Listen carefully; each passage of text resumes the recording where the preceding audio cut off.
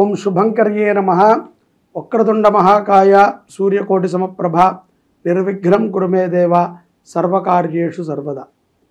ఆదిత్యాయ చ సోమాయ మంగళాయ బుధాయ చ గురుశుక్రః శనిభ్యశ్చ రాహవే కేతవే నమః. గురు బ్రహ్మా గురుర్విష్ణుః గురుర్దేవో మహేశ్వరః గురు సాక్షాత్ పరబ్రహ్మ తస్మై శ్రీ గురవే నమః. శ్రీ మహాగణాధిపతయే నమః.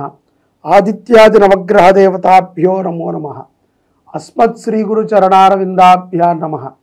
శ్రీ శ్రీ శ్రీ గణపతి సచ్చిదానంద సద్గురుభ్యో నమో నమః.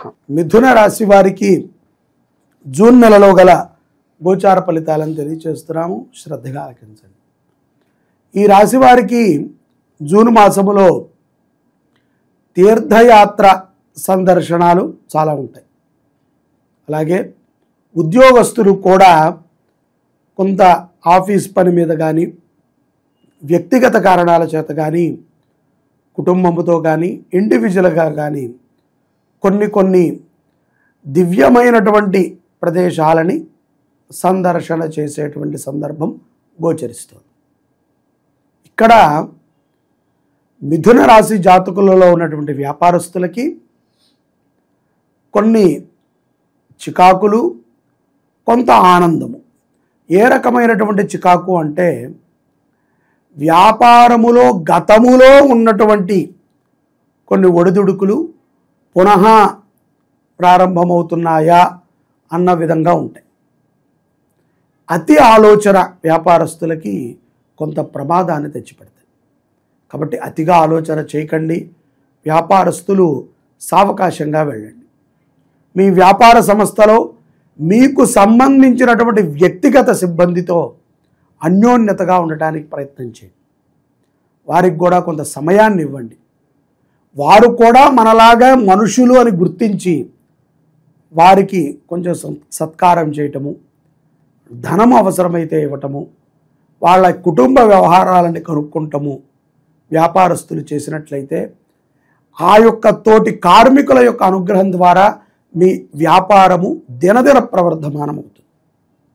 అలాగే జూన్ మాసములో మిథున రాశిలో ఉన్నటువంటి విద్యార్థులు విదేశాలకు వెళ్ళి చదువుకోవాలి అనుకున్నటువంటి ప్రయత్నం చేసేటువంటి విద్యార్థులకి కొంత ఇబ్బందికరమైనటువంటి వాతావరణం గోచరిస్తూ ఉంటుంది.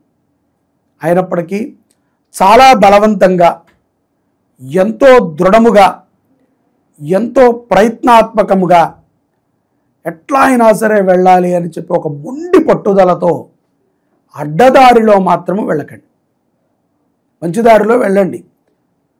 మీరు ఎక్కడ ఉన్నారు, మీ ప్రదేశం ఏంటి, ఆ కాలేజీ వివరాలు, మీరు ఉద్యోగం చేయడానికి వెళితే ఉద్యోగ వివరాలు అన్నిటినీ కూడా 1కి 100 సార్లు పరిశీలన చేసుకోండి. వీసాలు కొన్ని రిజెక్ట్ అయ్యేటువంటి సందర్భాలు కూడా ఉంటాయి. మళ్ళీ ప్రయత్నం చేయండి, సక్సెస్ అవుతాయి, కంగారు లేదు. కోర్టు వ్యవహారాలు మిథున రాశి వారికి కొంత ఊరటనిస్తాయి. అసందర్భంగా మిథున రాశి జాతకులు కొంతమంది కోర్టుల్లో కానీ, న్యాయ వ్యవస్థతో కానీ, లేకపోతే ఈ యొక్క పోలీసు వ్యవస్థతో కానీ ఇరుక్కున్నటువంటి వాళ్ళు ఉంటారు. అటువంటి వారికి సానుకూలమైనటువంటి సమయముగానే ఉంది. ప్రస్తుతము ఉన్నటువంటి కాలమానము రీత్యా కొన్ని విషయాలలో అన్నదమ్ములు కానీ, అక్కచెల్లెలు కానీ చర్చించి నిర్ణయాలను తీసుకోవాలి. నాకు పడదండి మా అక్కంటే, మా అన్నంటే నాకు పడదండి, మా తమ్ముడంటే పడడు, వాడు మూర్ఖుడు అనేటువంటి ప్రవర్తనని చేయకండి. చిన్నప్పటి నుంచి పెరిగారు కదా, కలిసి చదువుకున్నారు, ఒక తల్లిదండ్రులకి పుట్టినటువంటి పిల్లలు. ఇప్పుడు పడకపోవటానికి ఏముంటుంది, మధ్యలో ఎవరో వచ్చి మనకి గొడవకి కారణమై ఉంటారు. అన్యోన్యతతో ఉండండి. అతిగా రాసుకోవద్దు, అన్యోన్యతగా ఉండండి. అతి సర్వత్ర వర్జేత్. అతి ఎక్కడైనా కూడా మనకు ప్రమాదాన్ని తెచ్చిపెడుతుంది. నార్మల్గా ఉండండి. కుటుంబ పోషణ అనేటువంటిది మానవుడిగా ప్రతి పురుషుడి బాధ్యత, ప్రతి స్త్రీ ఉద్యోగం చేసేటువంటి స్త్రీ బాధ్యత కూడా. ధర్మబద్ధముగా ఉండండి. ఇతరులని మీ సమస్యలలోకి లాగి వాళ్ళని వెధవలని చేయకండి. వాళ్ళ దూరాక వాళ్ళు చెప్పిన మాట మీరు వినరు, పోనీ మీరు చెప్పిన మాట వాళ్ళు వినేంత వరకు కూడా వాళ్ళకి చెప్తూ ఉంటారు. అది మంచిది కాదని మీకు ఎన్నిసార్లు చెప్పినా అర్థం కాదు. కాబట్టి జాగ్రత్తగా ఉండండి. పౌర్ణమి తరువాత, ఈ జ్యేష్ఠ మాసములో వచ్చేటువంటి పౌర్ణమి తరువాత ఆరోగ్యపరముగా చాలా మెరుగ్గా ఉంటారు. అమ్మమ్మ ఆరోగ్య విషయంలోనో తాతయ్య ఆరోగ్య విషయంలోనో కొంత డబ్బు ఖర్చు పెట్టాల్సి వస్తుంది మిథున రాశి జాతకులు. అలాగే పూర్వము మీరు పెట్టినటువంటి షేర్ మార్కెట్ కూడా కొంత ఎదుగుదలగా కనబడుతుంది, రాబడిదాయకంగా ఉంటుంది. ఖరీదైనటువంటి వస్తువులని కొన్ని సమకూర్చుకుంటారు.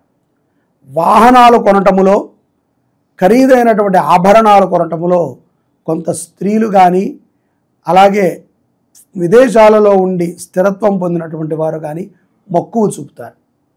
ఆ రకమైనటువంటి ప్రయత్నాలని కొన్నిటిని చేస్తారు. కుటుంబం అంతా కూడా కలిసి ఆహ్లాదముగా పుణ్యక్షేత్రాలనికి వెళ్ళేటువంటి సందర్భాలు కూడా గోచరిస్తున్నాయి.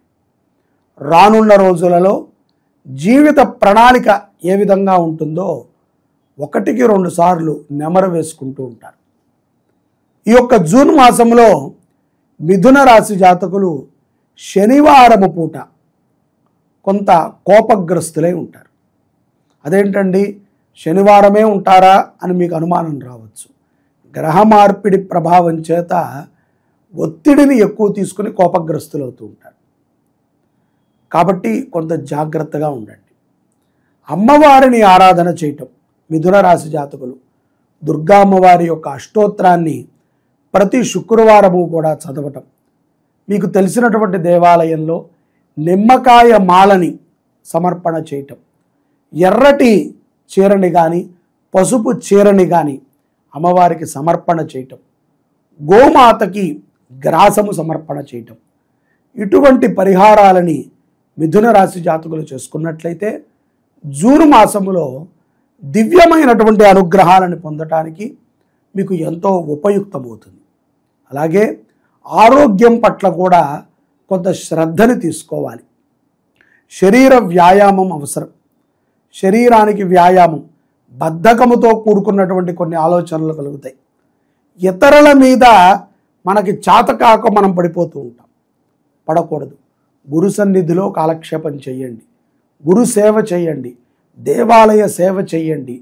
చిన్న చిన్న పరిహారాలను చేసుకుంటూ మిథున రాశి జాతకులు జూన్ మాసంలో దివ్యమైనటువంటి గ్రహముల యొక్క అనుగ్రహాన్ని పొందగలుగుతారు. ఇవన్నీ కూడా చాలా సులభంగా ఉంటాయి.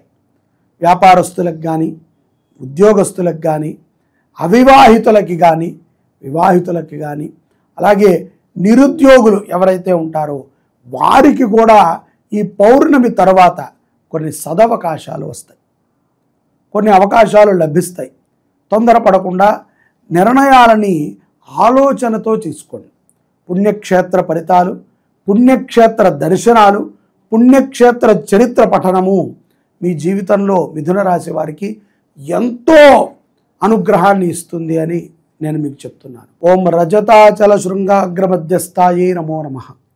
శ్రీ శుభంకరి దేవాలయము జీర్ణోద్ధరణ దేవాలయం. ఈ దేవాలయంలో గౌరీ సమేత శ్రీరుద్రస్వామి వారు ఉన్నారు. వెనకాల గౌరీ అమ్మవారు, ముందు స్ఫటికలింగం. ఈ గౌరీ అమ్మవారికి గత 5 సంవత్సరాల నుంచి కూడా దివ్యముగా దేవీ నవరాత్రులు, అనేక చండీ పారాయణలు, చండీ హోమాలు, నిత్యము కూడా చండీ పారాయణ కార్యక్రమం జరుగుతుంది. ఈ అమ్మవారికి ఈ యొక్క విశ్వావసు నామ సంవత్సరము దేవీ నవరాత్రులు ప్రథమమైనటువంటి రోజు, మొదటి రోజున స్వర్ణాలంకృత గౌరీ రూపంగా రజత చీరని అమ్మవారికి సమర్పణ చేయాలి భక్తుల సహకారంతో అని మేము అనుకున్నాం. దీనికి 6 కేజీల వెండి ఖర్చు అవుతుంది. అదే కాకుండా 2 మాసాల సమయం కూడా మనకి దానికి పడుతుంది. చాలామందికి ఈ విషయాన్ని మేము చెప్తున్నాము, తోచినంత వెండిని సహకారం అందిస్తున్నారు. 100 గ్రాములు, 150 గ్రాములు, 200 గ్రాములు, పావు కిలో, అర కిలో, కిలో, ఈ రకంగా సహకారం అందిస్తున్నారు. ప్రస్తుతము 1 కేజీన్నర నుంచి 2 కేజీల మధ్యలో వెండి సమకూరింది. ఇంకా 4 కేజీల వెండి అమ్మవారి చీరకి కావాలి. ఈ ఆషాఢ మాసం లోపు అమ్మవారి చీర కోసము మీకు తోచిన విధంగా వెండి సహకారం అందించండి. దానికి మీరు కింద ఉన్నటువంటి నెంబర్ని సంప్రదిస్తే ఎంత, ఏ గ్రాముకు ఎంత అనేటువంటి విషయాలను కూడా మీకు చెప్తారు. మీకు తోచిన విధంగా అమ్మవారికి నిరంతరము అలంకృతమై ఉండేటువంటి ఆ యొక్క వెండి చీరలో మీరు కూడా భాగస్వాములు కండి.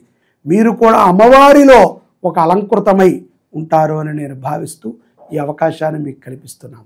జై శుభంకరి.